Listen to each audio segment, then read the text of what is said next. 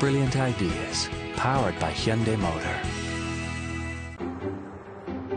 The contemporary art world is vibrant and booming as never before. It's a 21st century phenomenon, a global industry in its own right. Brilliant Ideas looks at the artists at the heart of this. Artists with the unique power to astonish, challenge and surprise, to push boundaries, ask new questions and see the world afresh. In this programme, Yinka Shonibare.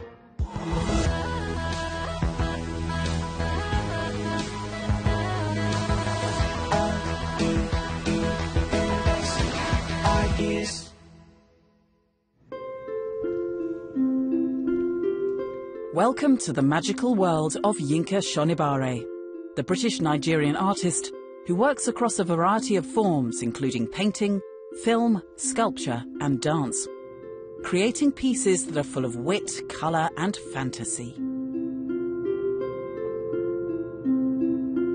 Being an artist is a form of dreaming in a way, because what you do in your art is quite different from the reality of the world. Being an artist is a place of escape from the terrible things that sort of happen in the world.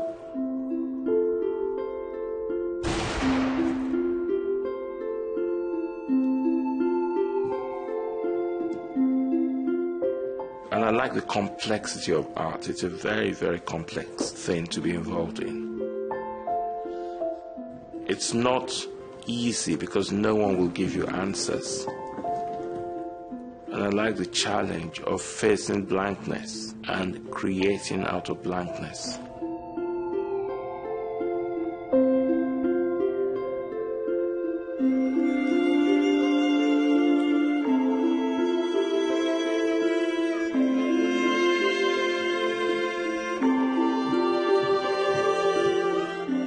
I'm somebody who likes to sort of reflect and think about society generally and express things in a very engaging way, but in a kind of fun way. My name is Yinka Shonibare and I'm an artist. With Yinka, he's stepping sort of so beautifully between issues and between forms of work, and he said himself that his job as an artist is to create a wonderland, to enchant, to engage people. And that's the beauty. You're seduced into these works and little by little they reveal themselves.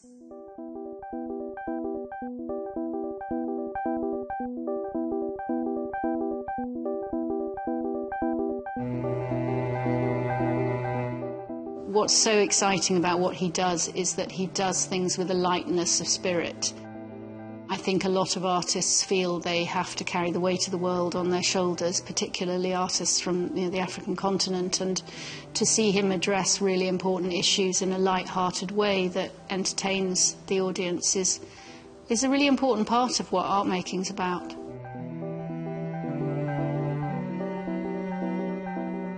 So here is someone that looks into the detail of the history, looks into the detail of each piece that he's crafting. And he's able to marry this glorious sort of decorative piece with politics. He explores serious issues in a way that is always humorous. And there are very few artists, I think, who feel as comfortable as Yinka does, sweeping the past, engaging with the present and asking questions to his public. Although he was born in London in 1962, Yinka grew up in Lagos, Nigeria. Nigeria was independent when I was growing up, but a lot of the British influences were still left. Before the military regime was a kind of a free and vibrant period. And I remember Fela Kuti, the Nigerian musician, on TV being, sent into jail. So that kind of defiance I kind of saw, artists kind of are seen as outsiders who challenge the system. My parents were shocked when I said I wanted to be an artist. I think they would have preferred me to have gone to law school. My father was a lawyer. At 16 years old, Yinka left Nigeria for England to finish high school and attend Wimbledon School of Art. I only did that course for about 3 weeks, and then I passed out in the college, basically. I woke up 2 weeks later, and I was told that I got a virus in my spine, and then I was completely paralyzed. I couldn't move anything. Yinka had contracted transverse myelitis, a virus in the spinal column, a neurological disorder that hinders the spine from communicating with the rest of the body. And I subsequently had to learn to do everything again. Then I had to learn to drive and get myself back to art school again. But the important point is, you know, if you have to get on, you do get on. And also it depends on the personality of the person. I want to get things done. I'm very excited about what I do. So disability is just finding different ways of achieving the same things. When I went back to art school, I was introduced to politics, and I was kind of engaged in politics. So I made work about perestroika, basically, that was going on in Russia. One of my tutors saw that and said, well, why are you, making work about Russia? Why aren't you making authentic African art? I needed to find out really what he meant, and I was looking for what might constitute authenticity, really. I just found African masks and, African ritual objects, which at the time I felt had no connection to my modern African life. Challenged by his teacher about why he wasn't producing art that looked African, Yinka found inspiration in Brixton, London. I went to Brixton Market and found some fabrics there. So many shops around Brixton, but here, when you come here, you get everything you want. My favorite one is this one. I like these colors very, very much. We call it Obapa. Obapa means good woman. We use it for dresses. Men use it for shirts. And women, we use it for clothing that says slit and kaba for Africans. And these ones are 2 for £40. I always imagined the fabrics were authentically African, and then I was told that the fabrics are Indonesian-influenced fabrics produced by the Dutch. But I liked that history of the fabric, and I liked the global connections and the kind of trade routes of the fabric. The fabrics are a very good metaphor for a contemporary African existence, if you like. That's how I started to incorporate the fabrics into my work, and Double Dutch was one of the first pieces I made on the fabrics. Created in 1994, Double Dutch is a series of small square paintings influenced by the Dutch wax cloth. Now, with his own take on African authenticity, Yinka was on the verge of a breakthrough. Ideas.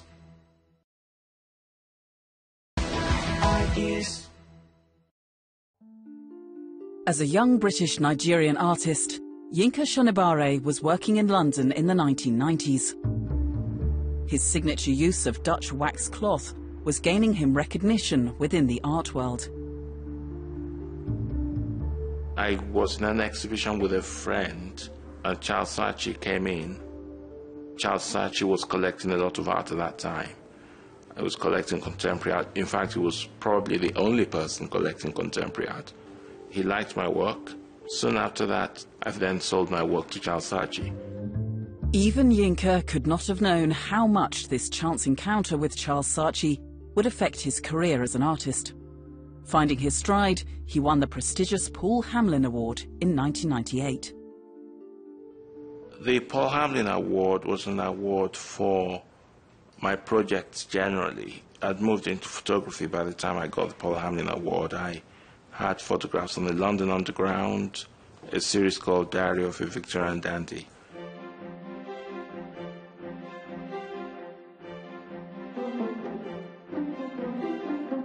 I was influenced by visits to the Victoria and Albert Museum, where I saw a number of Victorian costumes, and then I was thinking about my background and the colonial influence in Nigeria. The Paul Hamlyn Award made it possible for me to give up my day job and focus on everything I needed to do with the work. In truth, I wasn't very aware of Yinka except by name until the Sensation exhibition at the Royal Academy, which I think was the autumn of 1997. Seeing him and his work take its place on this stage of exciting contemporary artists was a revelation to me. He was different in the gentleness and the exuberance and what seemed to me the optimism of his work, yet infused with a slightly menacing, strange undertone.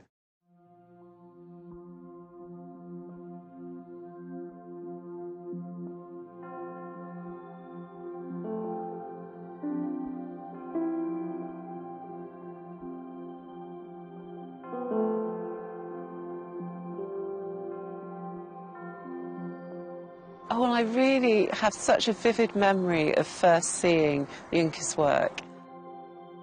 The first piece I saw was Mr. and Mrs. Andrews without their heads, and it was on display at the V&A, the Victoria and Albert Museum here. Somehow it was the first time that I could see something that related to my own history as someone from African Caribbean heritage, but living here in the diaspora, living here in London. I developed what I describe as ethnicizing the aristocracy, which is using those fabrics to produce aristocratic dress.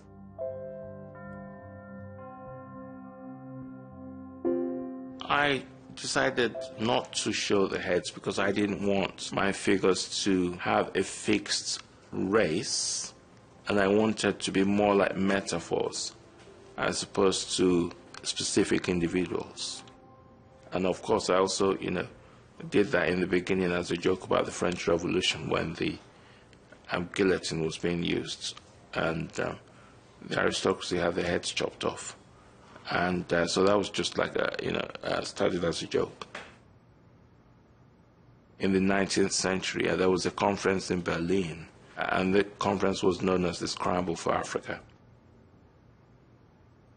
The European countries took it upon themselves to do this without actually asking the local people if that's what they would actually want. Quite difficult to force people together to be in a country. Nigeria being a very good example of that, and that's really a legacy of colonialism that's been explored in that work.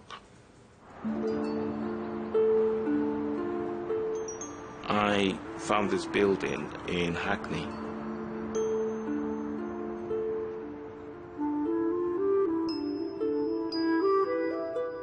I do works on paper, and I do those here. So a lot of the ideas are developed here.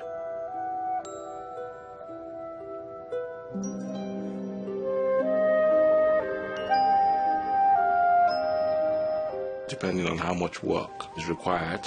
I work with a number of fabricators. A fellow costume maker was approached to work with Yinka and felt that her cutting skills weren't up to it and thought that it would be up my street, and it is, and I love it, and I've been doing it ever since. Dee is very good, and she's able to interpret what I want, and it seems to work quite well. Most of the communication happens through Alva, who would be Yinka's right-hand woman. The whole creative process comes about through Yinka and Alva having a meeting and discussing costume design that they figure will wear, and Yinka chooses the fabrics. This is what we would get from Yinka. The fabric's cotton, so it's not a difficult fabric to work with, but the patterns create a challenge in themselves. And visually, I always feel as though the patterns should be mirrored on the body.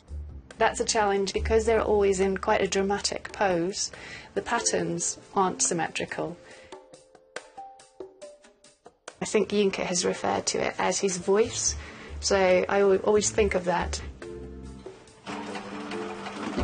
So you have this person that's both an artist and a designer, something in between, but he's also a political activist, if you care to look beneath the playfulness. He's also a philosopher. He's someone that uses cloth to speak about many things.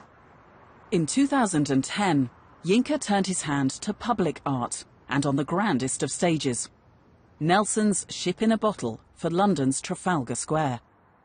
The critically acclaimed work is now on permanent display at the National Maritime Museum in Greenwich. Nelson's Ship in a Bottle is the battleship of Admiral Lord Nelson, who won the Battle of Trafalgar.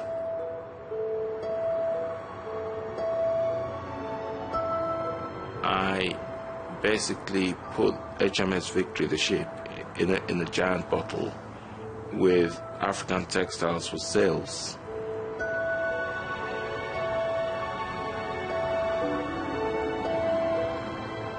It was very well received. It looked magical in Trafalgar Square. It related directly to Nelson and the whole panoply of sort of imperial might and the establishment of the British Empire. But at the same time, he plays fun with it and rather ridicules it because he puts his flagship into a bottle and turns it into a souvenir.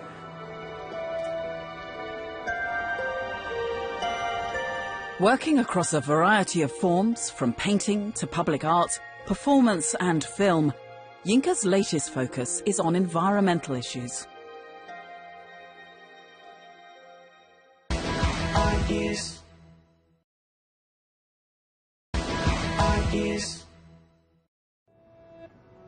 Celebrated artist Yinka Shonibare is known for his bold and colourful work, which engages with contemporary issues. Yinka's recent exhibition in New York, Rage of the Ballet Gods, explores climate change with globe-headed Greek gods. But this isn't the first time that he's taken on big subjects through metaphor and imagery. I made a work called Black Gold, which is dealing with the issue of oil. Oil represents 90% of Nigeria's export wealth, wreaking great devastation to local communities, to the environment, setting up polarities of wealth and poverty.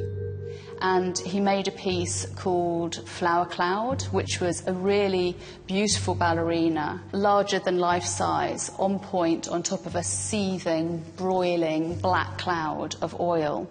And of course, Yinka was playing with ideas of this so-called elite art form, ballet, and who watches ballet, who in a sense owns ballet, but making something extraordinarily beautiful. My work is not about trying to preach politics or being moralistic about what people should do, but essentially they're kind of, poetic explorations, really, of ideas.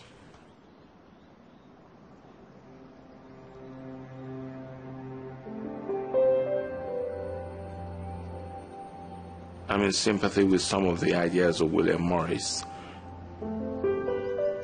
William Morris was a socialist and he was very inclusive. He believed in an egalitarian society. There's a complete meeting of minds, I feel, between William Morris and Yinka. Both have this joy around the decorative, both have a political side, both have a philosophical side, and so both of them, for me, epitomise this idea of art for everyone, beauty in and through the everyday. I mean, he wanted ordinary people to have nice designs, but, ironically, no ordinary person can afford them, but things are kind of very well crafted and very nice. So I very much like what he stood for.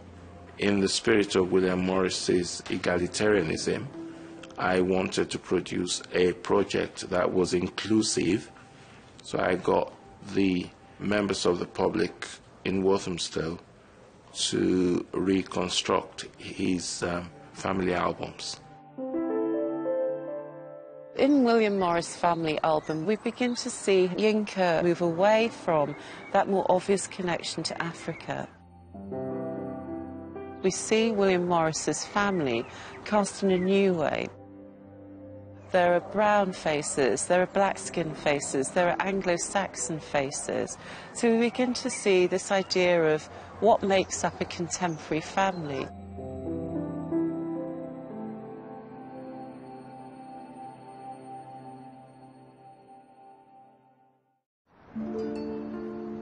Yinka Shonibare's celebrated position has enabled him to be an artist for the people. Within his studio, there's a project space, a platform for emerging artists to show their work. Generally, the idea is to have more of a kind of socially engaged studio.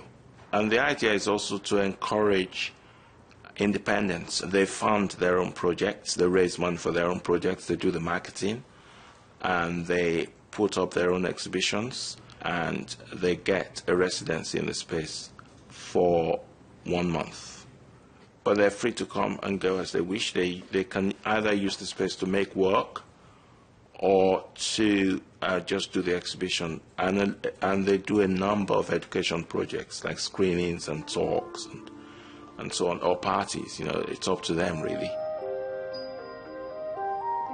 We want to cast a net far and wide to get as many people to come down. It's about broadening the community and getting people into the space.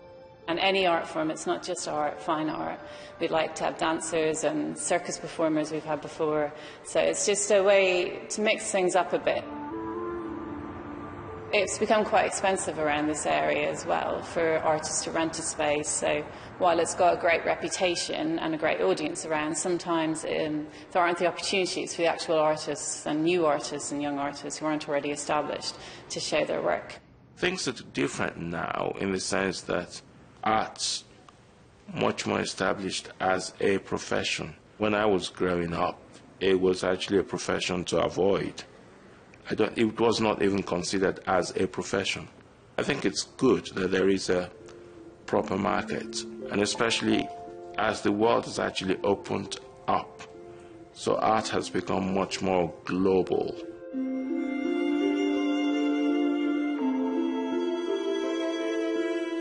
The art world is different because of his presence. It's enriched by his presence.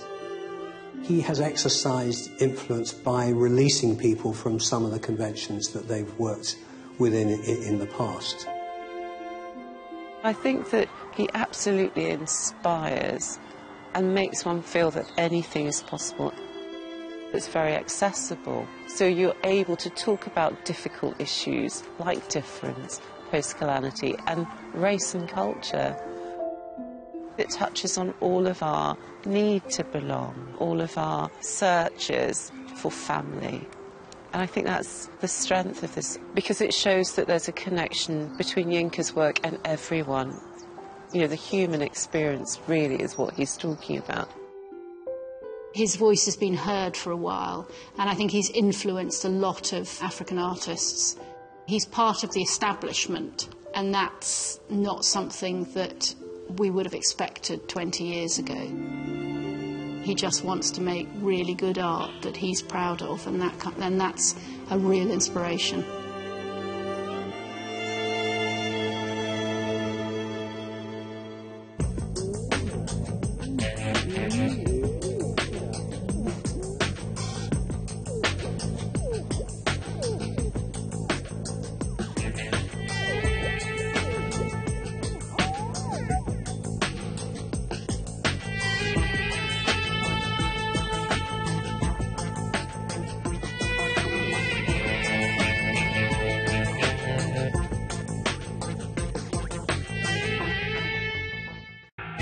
Brilliant ideas, powered by Hyundai Motor.